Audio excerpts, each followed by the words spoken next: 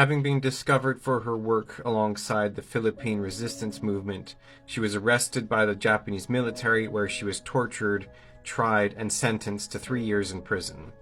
As a trigger warning, I am going to be discussing some gruesome details as well as essay. Florence Finch was born to an American father and a Filipino mother, and during the war, she worked at the G2 intelligence headquarters in Manila. When the Japanese invaded Manila, she was able to successfully hide her American heritage and convince the Japanese that she was fully Filipino. The Japanese occupation of the Philippines was absolutely brutal. Innocent civilians were killed and murdered in horrific ways, and the Japanese soldiers were known to even kill infants as a source of entertainment.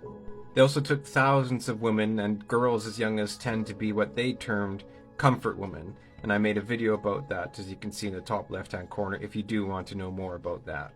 Because of this, the Filipino resistance movement grew rapidly, filled with men and women who were eager to see their country freed from occupation.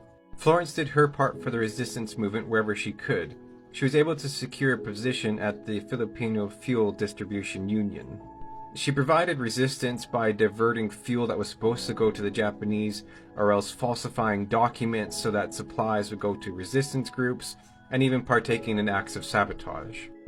In 1944, her resistance activity was discovered. She was arrested by the Japanese military, where they tortured her for information, and she didn't give any.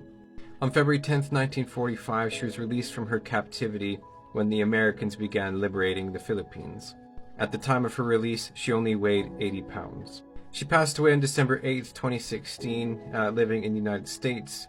She received a military funeral with full honors.